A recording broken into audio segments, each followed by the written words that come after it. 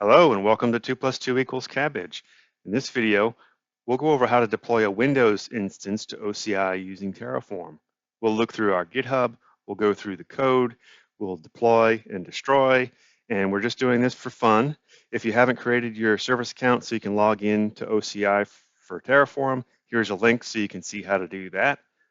Now let's figure it out together.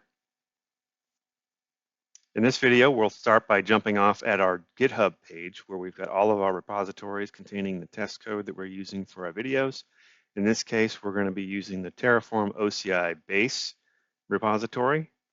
This contains all the code that we'll be using in the video, and there are instructions here so you can step through if you want to look at it from that perspective, but we'll cover everything in the video.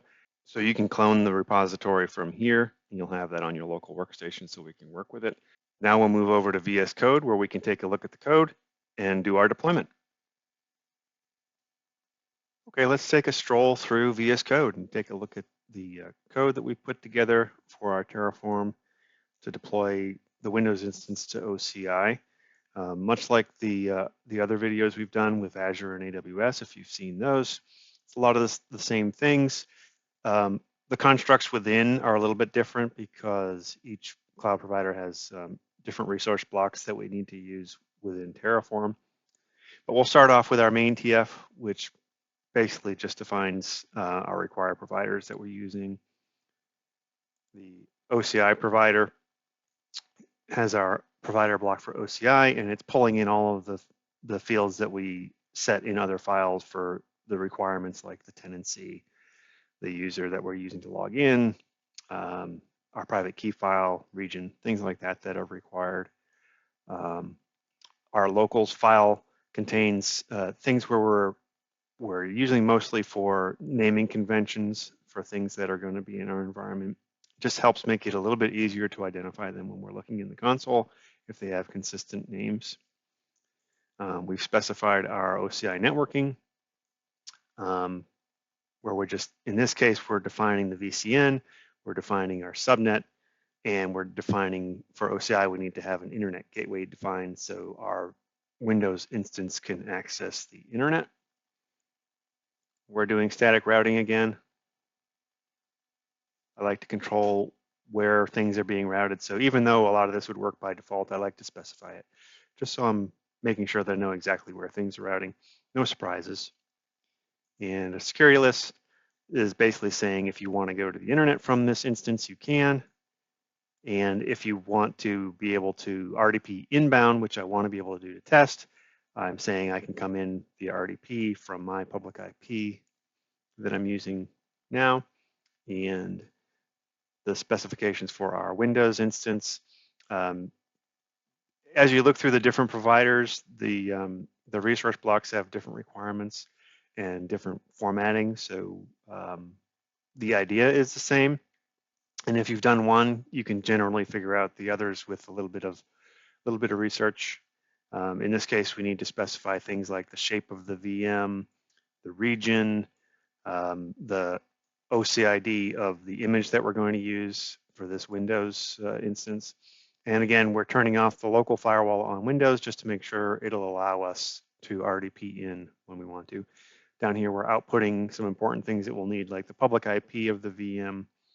Private IP is less important in this case, but it's being output as well, and we'll see that when we do our apply. And then all of the things that we've gathered from when we created our service account for logging in to be able to publish into OCI with Terraform, they're all specified here. This is the template file where you can alter this to edit to get the fields that you need to put in. And here's just a snapshot of the one that I'm using.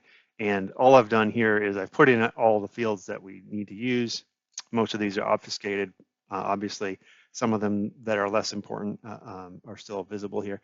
But on the right, I've put in a comment that shows you which ones are required and which ones are actually just names. So everything that's required, obviously you can't just make it up. It's got to be a valid thing. So it's got to be a valid tenancy, a valid user ID, etc.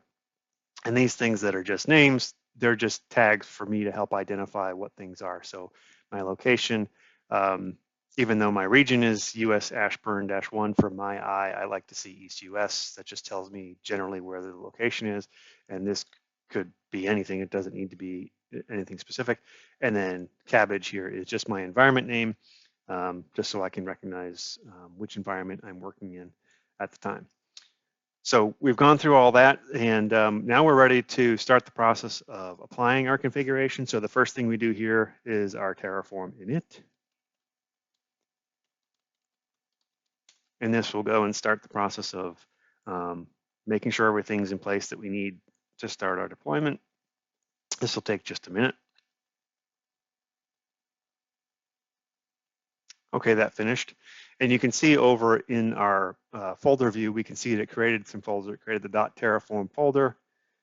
And it looks like that's all it creates. It created the lock file too. And once we do our plan and apply, it'll have some other files that we'll see there. So, all right, so that's completed. So we are ready now to do our Terraform plan. This will run through our configuration, make sure everything is consistent and where it needs to be. That finishes pretty quickly. And we see it just explains to us what it will deploy when we actually do our apply. All the green plus signs are just things that it's going to create. So that's informative. You can scroll through that and just get a feel for what's being added. And down here we see the summary. It's going to add 6 things, nothing to change, nothing to destroy. So we're ready to move forward with the Terraform Apply.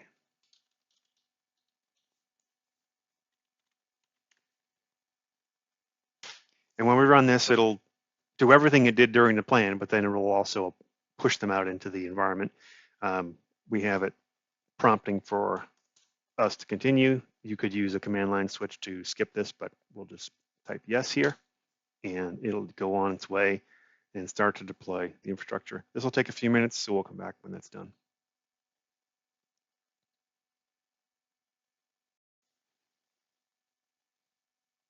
Okay, that finished. So we've done everything up until pushing the configuration out to OCI.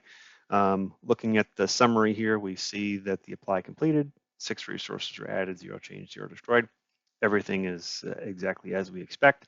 And I've got the 2 outputs down here, the private IP of the Windows instance and the public IP. We're going to use that public IP to RDP to the VM once we're ready.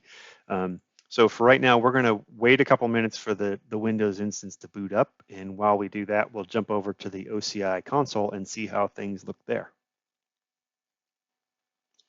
We've made our way over to the OCI console where we can take a look at the things that we just deployed. So first, we'll start off by going to the hamburger menu. And let's look at the virtual cloud network that we created.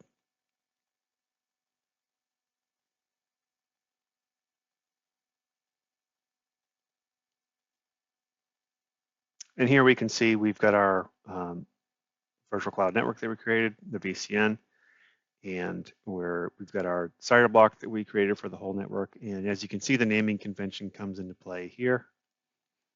And we can click into the VCN.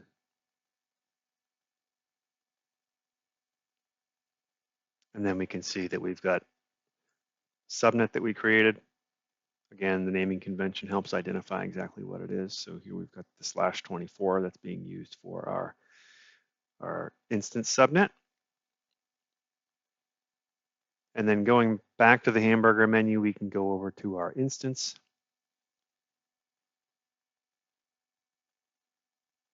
And we see the Windows VM here that's running.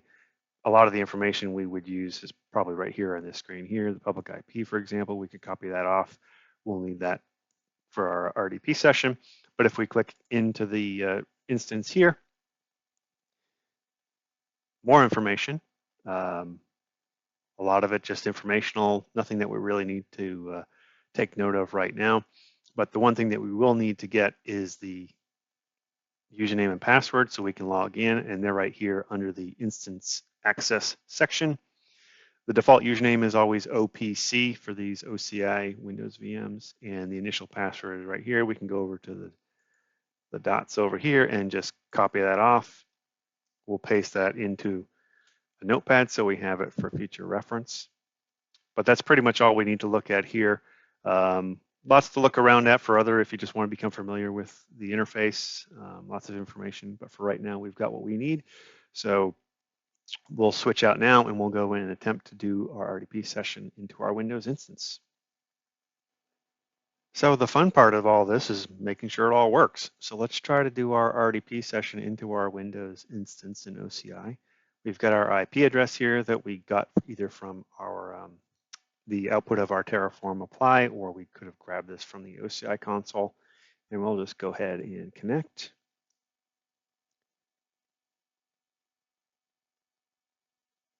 Looks good, it's connecting. Okay, so it's prompting us for login, and again, the default login name for these instances in OCI is OPC.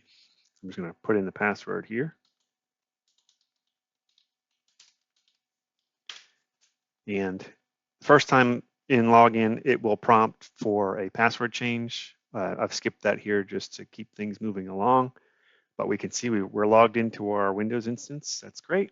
And we'll just check to make sure the internet works. We'll go to use Microsoft Edge up here. And we'll type in website. Oops. And see that we're getting where we need to go. So everything seems to work just fine.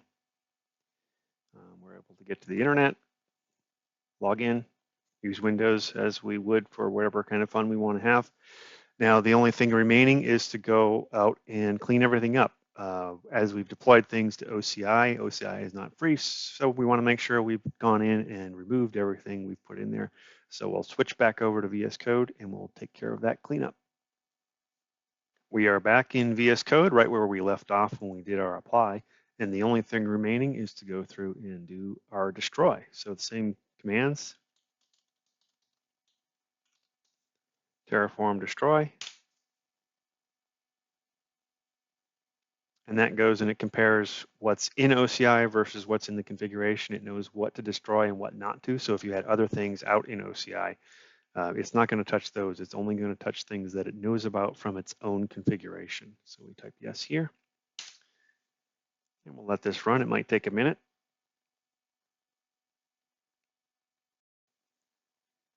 All right, the results are as expected. It destroyed 6 resources, and we know from earlier that we created 6 resources. So now everything is cleaned up from OCI.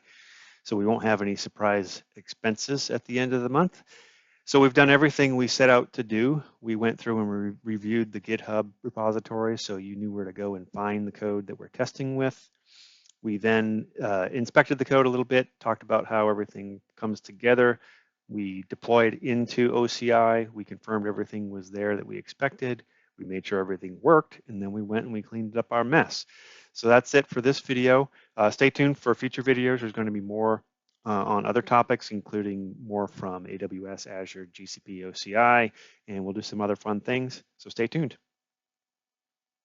Thanks for visiting 2 + 2 = Cabbage. If you found this video useful, like and subscribe to show me there are people out there who would like to see more of this content.